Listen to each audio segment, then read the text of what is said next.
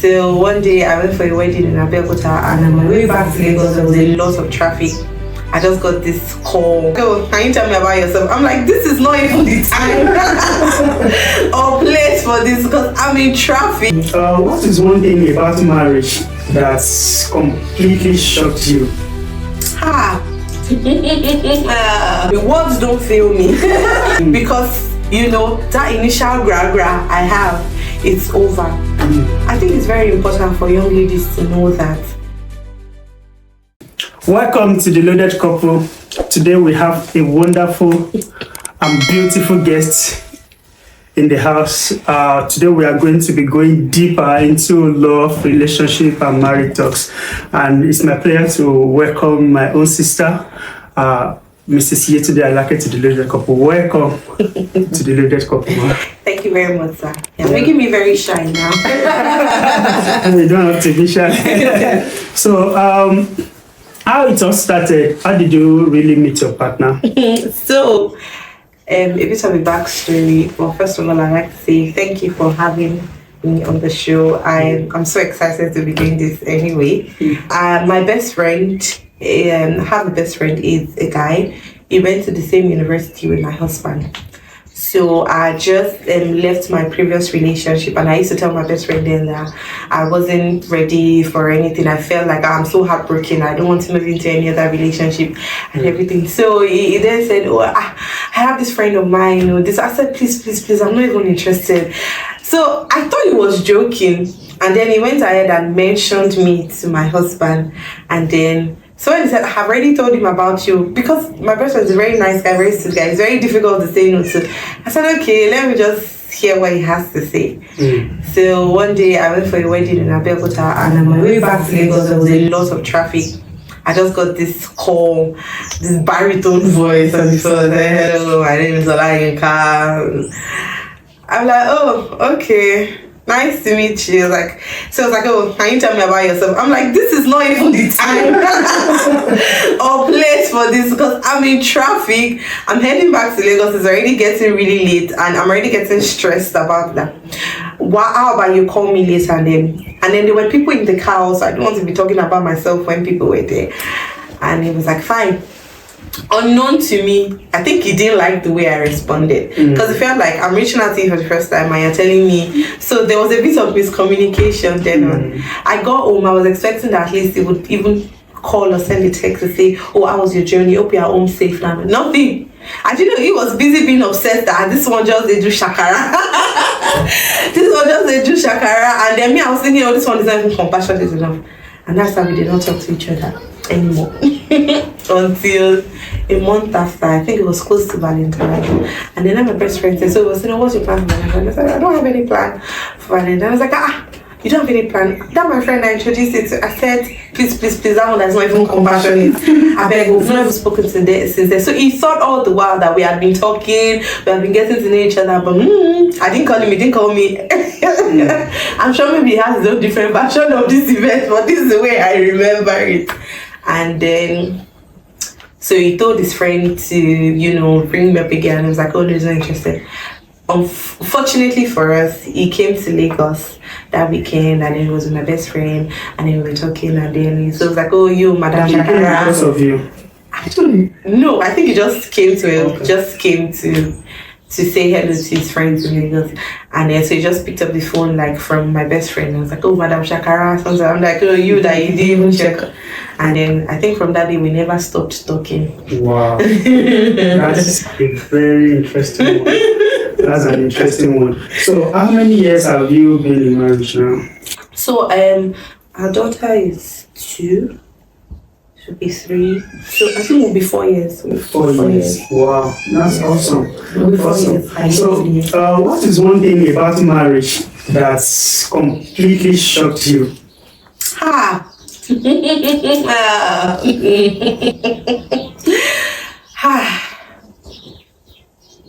If I'm being very honest, one thing about marriage is I never knew that you could love somebody so much and still be really upset with them. Like it feels like the one person you love the most in the world is the person that like annoying you the most.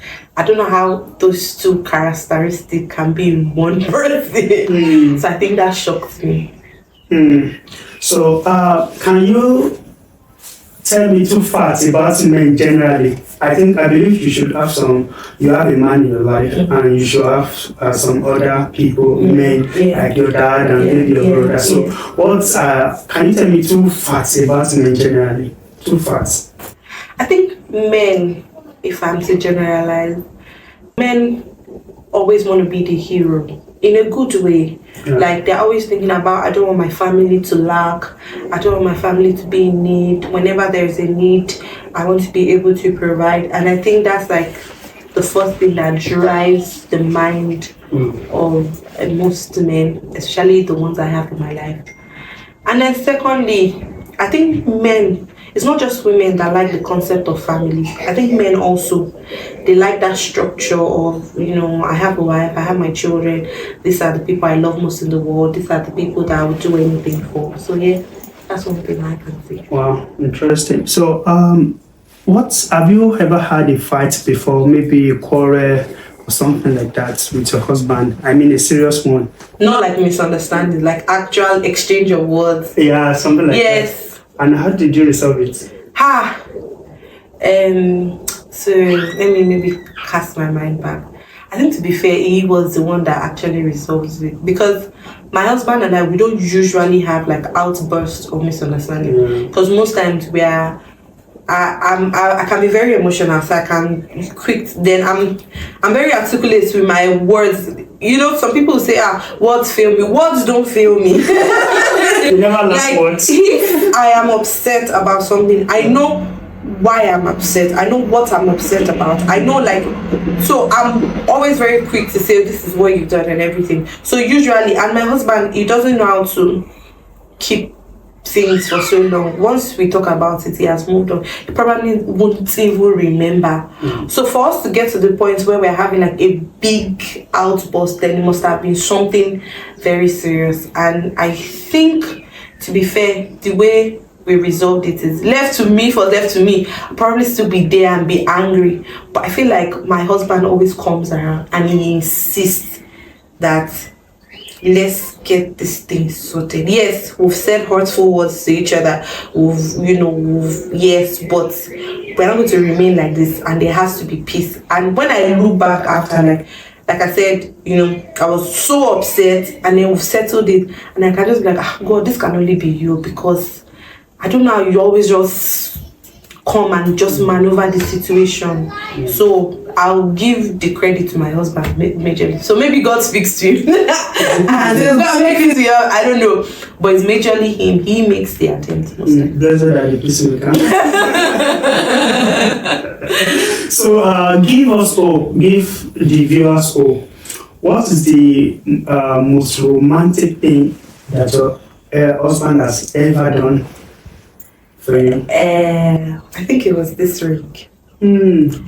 So this is not the ring that he initially proposed to me with.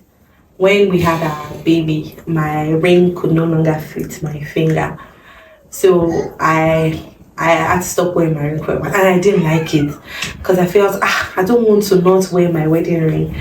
So I would force the ring into, so the engagement ring and the wedding ring, I would force it into my finger, and then it will hurt me, and then you say, what, just take it off. And then one day I just said, okay, let's just take a stroll, let's just go out. I didn't even expect that would be so. And then we went into one of the jewelry stores, and then he said I should pick the one I like. I said, I really like this ring, but the price I'm seeing here, the cost. So it's not about the ring, it's about the price of the value. I said, baby, I think this is just a lot of money for you to be spending right now. It was like I know how much it bothers you that you can't put on your ring and everything. And then right there and there, my finger was sized, and then they said they will let me know when the ring is ready for pickup, because the one on display wasn't my actual size. So I think, yes, that's like the most romantic thing. That's a good one, because to some people they will feel like ring. That's romantic. Yeah. But to you know, that's how I think he quite understand what makes you happy. Yes. And he knew then that getting a ring and a valuable one at that time will make you happy. Because this one is even more expensive than the one he initially gave. Wow.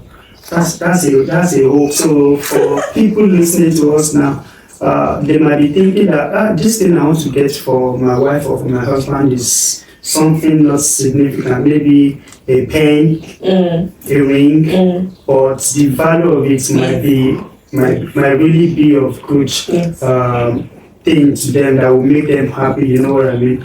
So, what makes women truly happy in marriage? Some people will say, fear women. There's nothing you can do to make women happy. I don't believe that. So what truly makes women happy in marriage? I think it's just knowing that she has somebody that she's doing life with at every step. I think that's what most women want. Right. So I'll speak for myself. As a married woman, what do I really want? I want that every stage of our life, I'm looking by my side and I'm seeing my husband holding my hand saying, let's do this together. So it's really not even about maybe the storm or the challenges. As long as I have you, we can go through it together. And so if we can handle the difficult days together, how much more the good days? So it's not, I won't necessarily say, oh, a vacation. It's not about the things, it's about that togetherness. So for instance, even something as basic as house chores, knowing that if I'm tired and I need support, my husband can do it with me. Knowing that, if I'm going to work and I'm running late, my husband can make dinner even before I come in. So it's just that knowing that I have somebody. I think that's, for me, that's just fundamental. I think that's what most women really I'm telling you, because that sense of responsibility at home is a very crucial thing, and it really makes women happy. I have that too in my marriage, and when my wife is coming back from work and she just come back home and she probably knows that something will definitely be on the table, maybe even a glass of water or bread and something, even if I do not cook at all, just to offer something makes her happy.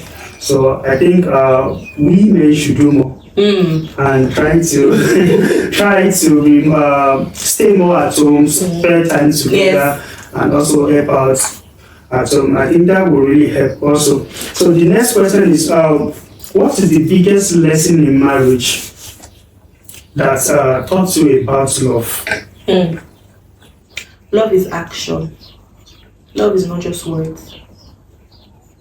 Anybody can say anything, but can they really do that? I mean, love is a lot of things, but for me, love is action. Be there, be present, do what you've promised, do even beyond the things you've promised. Don't just talk, do. So the doing parts has taught you a great lesson in marriage. So it's not about you are the chocolate on my bread. That's for dating. That's for dating. So, when dating, do you think the doing parts it's not necessary? I think, to me, because during dating, you're not living together. Right. You have your life, he has his life, you go to work, you come back, you talk on the phone, or how was your day? So at that point, the words of affirmation and the encouragement and just the support generally can be very important, because that's what you're doing. But the moment you start living together, I feel like there are some things that are more important than words. What about sharing of gifts in dating? And what are the things your husband did while dating that makes you happy? My husband, it would call me minimum 2 hours every day. I had You mean 2 hours at a stretch, or sometimes it could be at a stretch, sometimes it could be multiple times. I had a very busy schedule when we met. He also had a very busy life. So if he knows that I'm going to leave the house by 6 a.m., I don't know, maybe sets an alarm or something, because we'll talk about it the night before. Also, what's your day going to be like tomorrow? Like, oh, I'm going to meet a client, I'm going to court, or I'm just going to the office by 8 a.m. So he knows. So he knows if I'm going to court on the island, I have to leave the house by 6 a.m. By that 6 a.m., I'm on my way to the island. He's calling. So that journey from the house to the island, we are talking. By the time I get to court, he's ready to set out for his own day. We end the conversation and then during my break time, I can call him, I could text him, oh, are you free? And then we talk. And then at night, we always have our FaceTime. And then so even though he was living in another city, I didn't feel like I enjoyed I enjoyed our courtship, because I really got to know each other. We talked about everything. So when I'm filming, when I'm upset, when somebody does something to me, he's the first person I'm telling, because he's the person that is calling. Like, I need to, I can call him. So so the communication was very fundamental, because I've always been somebody that likes to express how she feels, what she thinks, and it used to be my brothers. I used to feel that void before. It's good to be in a relationship with somebody who didn't make you feel like you were boring them, and who didn't just listen, but you understood. You know, it could relate with the things that I was saying. So for me, that communication, that feeling of this person gets me, it was fundamental. So he gets you. He gets me. He gets you. He gets me. Talk about when your friend introduced your husband to you, and you firstly said no, that you don't want to meet anybody because of the past relationships, because they also got you then. No, it was different. The experience was different. It wasn't the same. It wasn't the same. We always have questions from people when we are having a podcast or something like this. So there's a question here. It's a general question. It says, my husband is being unfaithful, but I don't want to compromise my values by having sex outside marriage. What should I do? Do you get the question? Yes, I do. So the husband is being unfaithful, and she doesn't want to compromise her Christian values, because the man, maybe he always go out to sharing something, infidelity matter or something like that. So what can she do? I mean, to be fair, nobody ever prays to be in this kind of situation, but it's what it is. So the first thing is, was it like a mistake? Because people always say once is a mistake, but twice is a choice. So was it like a mistake? Because mistakes do happen, genuinely. But is it that this is who he is? This is a habit. He has an affair, like he has somebody he's in a relationship with? Yeah, I think she said he's been unfaithful. That means it's not once. Probably that's what he does always. Okay. So, and there's nothing she can do for her to think of going out to do something like that. It means maybe she can't cope with it anymore. Honestly, I feel like, so for instance, I'm a Christian. If the person in question is a Christian, you need to know that as much as marriage is important, marriage isn't everything. Because if it was everything, then God would have made it compulsory for everybody to get married. But he gave us that choice. So if your husband is being unfaithful, I don't think you should compromise your faith with God because of what your husband is doing. Because he would answer for his own sins and his own actions. And don't let his own sin push you to sin against God. So the question is, what does God say about being committing an adultery? Would you say because your husband is doing it, you didn't want to do it? Because you would then answer to God, and God is not going to accept the explanation of, oh, because your husband did it. So that's my honest answer. Don't do it because your husband did it. You are answerable to God. What does God say? In the case whereby it's a mistake and it is once, what do you think the woman can do? I personally believe that there is no offense that cannot be forgiven. Mm-hmm. I mean, it's not something I encourage. Yeah.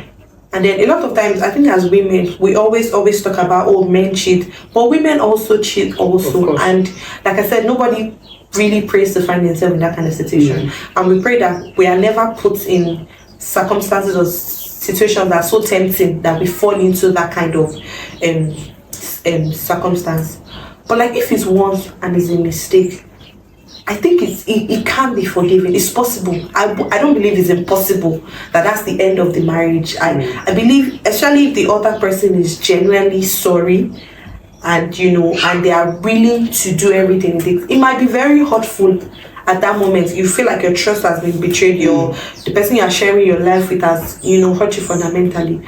But I still believe the marriage can be redeemed. That's my honest belief. Of course, because that can lead to divorce, separation, and some people they will think maybe it's over, and maybe she has forgiven the husband, but in debt, in her mind, she's still holding something back, and instead of them living as couple, now they are living as roommates, strangers. They are just doing something separately. They are no longer, because of the trust is not there. But I think it's better to keep it simple and not fall into that temptation. At first, it's good, but when it does happen, there's nothing the woman can do about it, and I don't think that should lead to. But this is what is happening in some people's marriage. So they are just cutting it off once it happened like that. I think it's just that period of when it happens. There is so much hurt. There is so much. There's so much hurt. Basically, person is upset, angry, and sometimes in that moment we make decisions. But if we could, give ourselves time, speak to people, get support, it's something that can be worked. It may not be immediately, but it's something that can be worked on. And people are married to partners that probably committed heinous crimes, and they're still married because the partner was able to, like, okay, yes, you are a thief, you defraud people, but I choose to forgive you and still choose to stay married to you. So if people can still be married to people that hurt other people, like I said, I don't believe there is any mistake or offense that cannot be. It might be painful, yes, it will be painful, but if you still want to be in that marriage, it's possible. So what do you think happens when some women, when they travel from country to abroad, and they change? Like they change who they are from good to bad to their husband. What do you think really happens? To be fair, I feel like it's very dicey. Because number one, if a woman is loved, supported, cherished in her house, and even though she moves thousands of miles away, she can't forget that love, that support. So sometimes it could be that the traveling is an escape, because we really don't know what goes on behind people's closed door. Maybe she wasn't treated right, or she was just struggling, or the husband doesn't even find her appealing anymore, or she just felt stuck or choked up. So it felt like, and now there's like, I'm just going to drop this life, like jackpot, like that's proper jackpot, like I'm going to jackpot from this home. So I feel like until we have all the circumstances, it's not fair to just label that, oh, this woman has changed from good to bad, because we don't know what she was enduring in the house. Yes, you are right, but people do change, because you see, I've met some people in United Kingdom, and they will say, this is not the woman I married. Some people, I think what they haven't seen, what's kept them in marriage at home, they have it now. What their husband is providing, money, a sense of responsibility, everything. Now they have it, so they don't feel obligated to anybody. Like, I don't have to do this; I can be on my own. I think that's it all goes back. to how she was treated in the house. I know I have a lot of friends that, that are doing well. And they married men that even have more money than them. And they enjoy spending their husband's money. They have money, like they can go on vacation from their income without any support. But they have friends, they have spouses that are even richer than them. And they enjoy. So I feel like as a man, your wife doesn't work, she doesn't have a business, she doesn't have anything, you are the sole provider. How were you treating her? But you're always lording it over her. I pay your bill, I send your siblings to school, and are you constantly reminding her that I'm provider, and when tables turn, she's going to remind you too. But if you treated her well when you had money, I don't believe that if she now gets to another country and she's earning and she has now, then it's now a ground for her to turn around, because she would remember that this man loved me, supported me, cared for me, even when I didn't have a dime to my name. I feel like some people, it's a kind of avenue to pay bank. Yes, pay. You always, yes, even though you were giving money, but you always made me feel lesser than myself. So now that I have money, I'm not, You're right. You're right. So the final one, and is an advice. So what is one piece of advice every young woman now should know before getting married? Just God. One, just one. But a minimum of one. So, a mentor told me this, and thankfully he told me before I even met my husband. He said this way as well. He said, I am a man. I love my wife. He said, but I was crazy about her before we got married. I think about her all the time. I think of ways to make her happy. I could go any length to do anything as long as she wanted. He said, now I'm married to her. I've seen her finish. So I know I still love her, but sometimes I can get away with a lot of things because, that initial gra I have, it's over. I think it's very important for young ladies to know that the man that you want to spend the rest of your life with, yes, it will still be a good man, but it will see you finish. So be very sure that this person that you want to marry or that you're considering would still, like, you will look back years to come and be like, I made the right choice. Because no matter how much he claims to love you now, he will see you finish you. And you people will have disagreements and you would fight and you will say hurtful things to each other. But you will still know that in the midst of all of this, this man truly loves me. So the best time to make that decision is now. Because, my sister, I don't want you to go into marriage and then you're looking back and you're regretting. May that not be your portion by the special grace of God. Thank you very much.